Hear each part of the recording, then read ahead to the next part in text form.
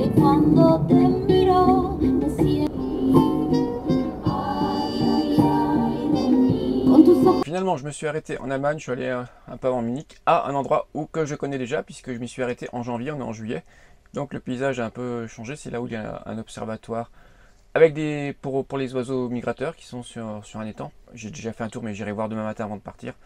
Et je vous filmerai ça, ça peut être intéressant si vous passez par là, si c'est l'autoroute qui va de Bregenz à Munich. Bon, maintenant par contre, c'est l'heure de manger. Aujourd'hui au menu, alors, deux galettes, c'est facile à préparer, il y a juste à mettre dans la poêle. Voilà le cadre dans lequel je vais manger, au bord de l'étang. Et voilà ces fameuses galettes. Donc un bon repas. Je crois que je travaille un peu sur la vidéo ce soir, je crois que les traductions et la route il y en a assez. Et demain on va reprendre la route tranquillement dans la matinée. Bon aujourd'hui dernier jour sur la route, ça doit faire à peu près 470 km d'ici, j'aurais bien pour 7 heures, même si en Allemagne on peut rouler plus vite. Je dépasse pas les 100, ça fait vraiment une très grosse différence sur la consommation. Même avant je roulais à 110 et ça faisait du 10 litres au 100 à peu près.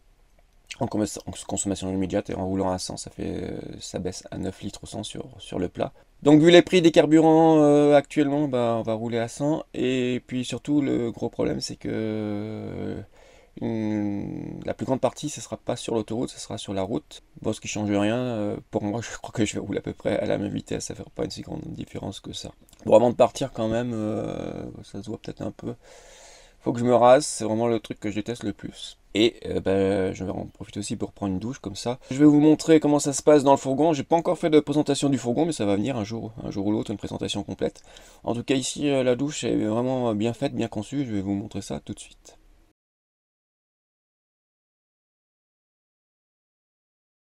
La première chose à faire, c'est de passer le Truma du mode éco au mode hot pour avoir plus d'eau chaude.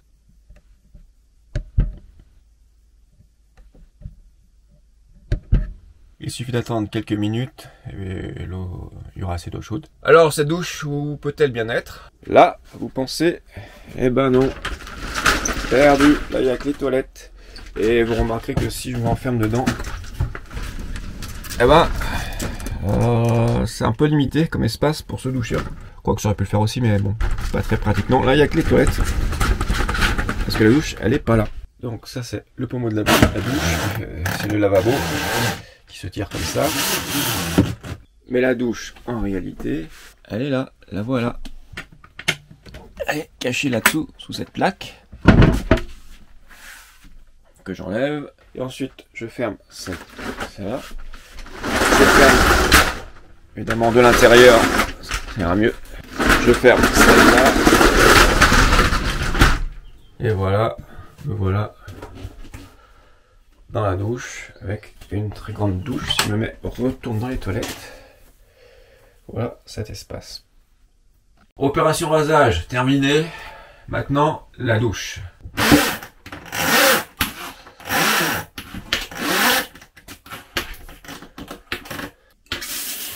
La douche dans un fourgon où vous avez une cuve de 100 litres d'eau maximum, et là j'en ai déjà dépensé un peu, donc ça se limite d'abord à se mouiller rapidement, en quelques secondes, se savonner et se rincer tout aussi rapidement, sinon les traits sur l'indicateur, ça va descendre comme ça. Je pense que si je fais pas trop attention, je dépenserai 10 litres et 10% de la cuve quand même.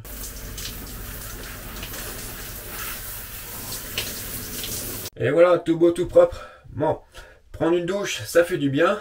En dehors du fait qu'on consomme de l'eau, il y a un autre inconvénient. Et je vais vous montrer ça tout de suite, vous voyez peut-être derrière moi. Donc c'est la buée sur la glace, sur les parois, il y a de l'eau de partout.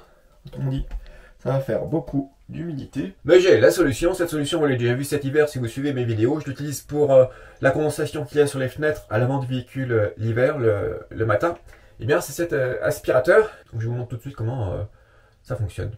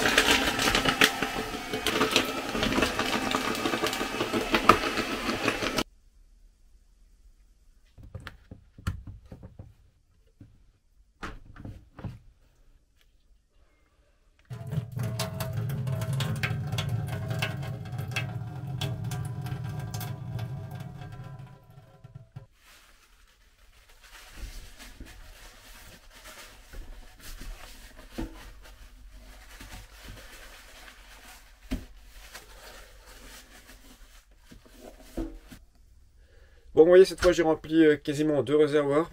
Il y en avait beaucoup, des fois un ça suffit. C'est pour ça qu'après il faut tout nettoyer, sinon il y a beaucoup d'humidité. Donc c'est 2 gros inconvénients par rapport à la douche qu'on a à la maison. On ne peut pas rester longtemps sous la douche quand on aime ça. Et au moins c'est bon pour l'environnement parce qu'on utilise très peu d'eau. Et puis surtout après il faut enlever l'eau, sinon ça fait de l'humidité.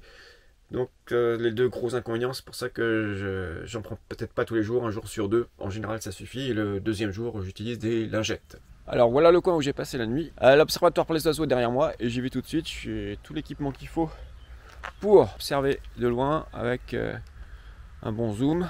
Je n'ai pas souvent l'occasion d'utiliser cet appareil malheureusement.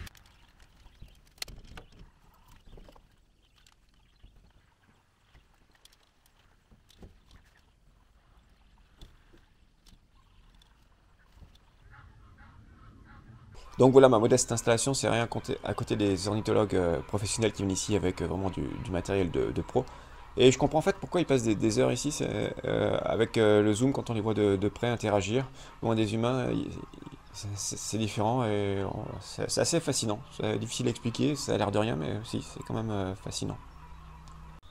Sinon je vous montre à quoi ça ressemble ici, il y a plein de photos pour reconnaître les oiseaux qui sont là ou derrière moi.